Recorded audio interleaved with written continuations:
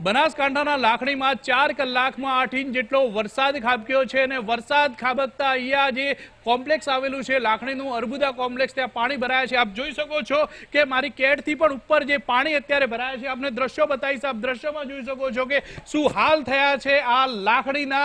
8 inch વરસાદમાં લાખણીની હાલત જે ખરાબ થઈ છે, તે ઉપરાંત આ અર્બુદા કોમ્પ્લેક્સમાં જેટલી પણ દુકાનો આવેલી છે તે દુકાનો અત્યારે બંધ કરી દેવામાં આવી છે, કારણ કે દુકાનોની અંદર 4-4 ઇંચ જેટલા પાણી ભરાઈ ગયા છે। આપને બીજા પણ દ્રશ્યો બતાવીશ કે આપ જોઈ શકો છો કે જે સામાન છે દુકાનોનો અહીંયા તરી રહ્યો છે પાણીની અંદર, અને જે લોકો છે તે વેપારીઓ છે તે મુશ્કેલીમાં મુકાય છે, કારણ કે અહીંયા ગટરોની કોઈ વ્યવસ્થા ન હોવાથી આ મુશ્કેલીમાં મુકાય છે। વહીવટી તંત્રના પાપે અત્યારે જે વેપારીઓ છે તે પરેશાન થઈ રહ્યા છે। આપણે સીધી જ વાત કરશું વેપારી જોડે। કેટલું પાણી ભરાયું છે સર? અહીંયા અંદાજિત 7-8 ઇંચ વરસાદ થયો છે।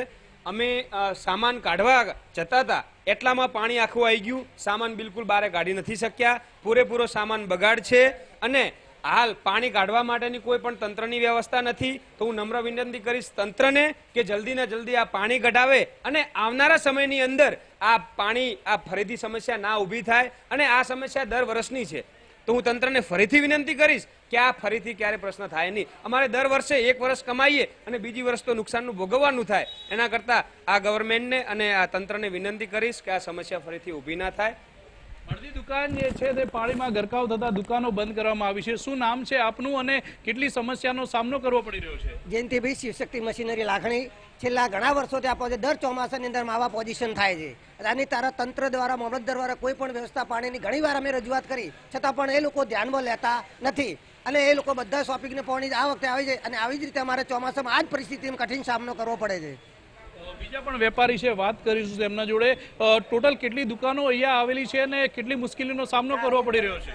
અમારી ટોટલ 15 થી 20 દુકાનો બધી જ આવી રીતે પાણીમાં ભરાઈ ગયેલી છે। ઇલેક્ટ્રિકનું સામાન હોય, ઇરિગેશનનું હોય કે નાસ્તાનું હોય, બધું સામાન અંદર નુકસાનમાં પડ્યું છે, અને ઓછામાં ઓછું દરેક દુકાનવાળાને 2 થી 3 લાખનું નુકસાન તો હશે, 5 લાખ ઉપરનો।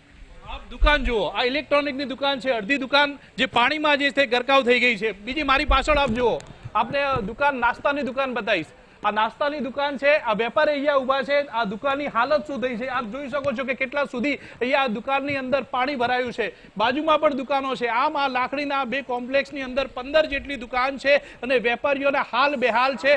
સૌથી મહત્વની વાત તો એ છે કે વહીવટી તંત્રના એક પણ અધિકારી અહીંયા આવ્યા નથી, આ દુકાનદારને પૂછવા માટે કોઈ આવ્યું નથી। કોઈ વહીવટી તંત્રના અધિકારી કોઈ આવ્યા છે અહીંયા? નહીં, હજી સુધી કોઈ વહીવટ તંત્ર આવ્યો નથી, પણ વહીવટ તંત્ર આવે એટલે વિનંતી છે કે આ પાણી કઢાવે અને આ ફરીથી સમસ્યા ઊભી ના થાય, એનું સોલ્યુશન લાવે, આ જ વિનંતી છે મારી।